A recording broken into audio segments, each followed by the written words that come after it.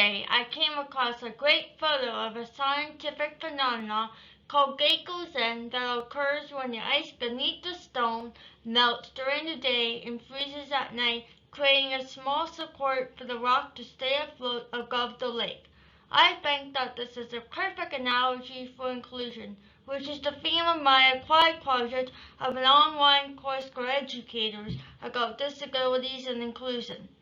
Just like the ice beneath the stone, true inclusion raises us up, providing us with the support and acceptance to be our best selves.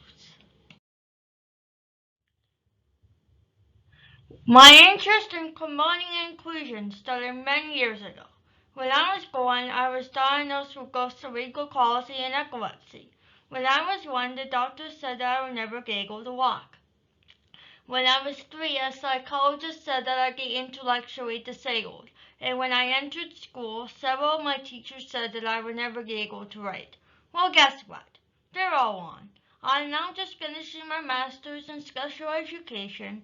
I am a curriculum developer and blog writer for an online school, and I can walk just fine. In fact, I'm one belt away from earning a black belt in karate. What I have learned from this is that one should not make assumptions about what someone can and cannot do. Through my applied project, I hope to spread this message.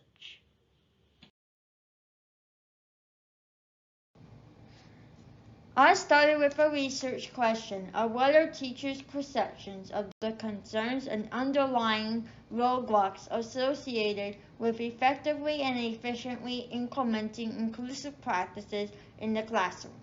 Before starting to create my online course, I researched teachers' concerns about inclusion. This diagram outlines the concerns that were found in the research. The research also had many suggestions for ways to alleviate teachers' concerns about inclusion. This diagram summarizes these suggestions.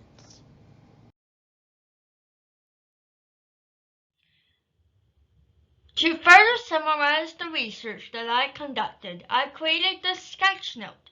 Hopefully, by following more inclusive practices, classrooms will create a direct path to inclusion.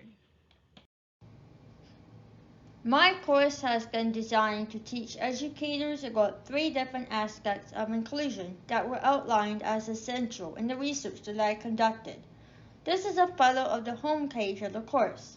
Notice that it includes sections on the following topics: the skills and knowledge teachers should have to successfully implement inclusion, the aspects of the classroom environment that can help to promote inclusion, and the skills and knowledge that students should have to be open and ready for inclusion. I have also included an intro where students hear my story and the rationale for making this course. Students are also introduced to an ongoing assignment throughout the course, which is the creation of an e-portfolio. To end off the course, there is a culminating activity, which is the choice of completing an escape room-like review game or a review quiz. So here are a few of the highlights of my course. At the beginning of the course, there is a course introduction and an intro video that tells the students a bit about myself and some of the school experiences that I had that led me to want to create this course. There is a course overview that includes a checklist that can be downloaded, which shows all the required assignments in the course.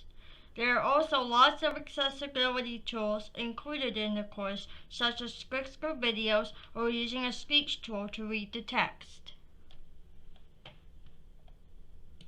As every lesson is grounded in the research that I conducted, there are lots of different resources and links to the information provided by experts in the field. I've included a few things to create engagement in the course.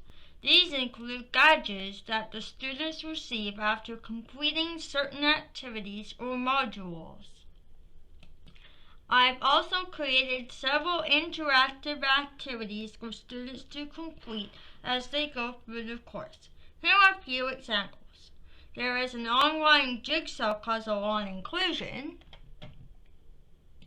There is a hotspot activity which leads students to learn more about what an inclusive classroom should look like. And there is a growth mindset activity that I created.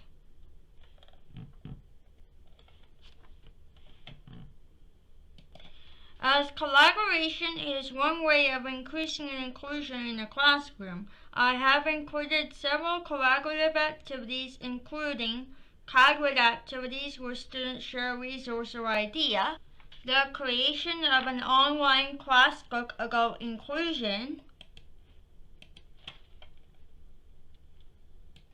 and there are also several discussion forums.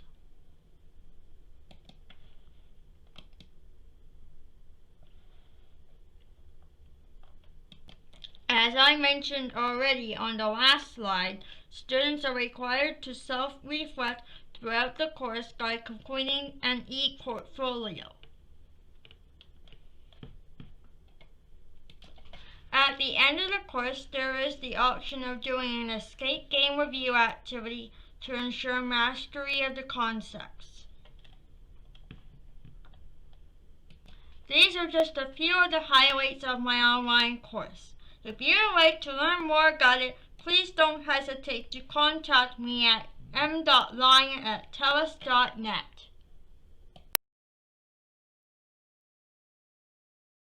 Going back to my original analogy, my hope is that my course will help educate teachers and teaching assistants so that each of them can provide the support and strength of a Geiko Zen to their students as they work to become the best versions of themselves through inclusion.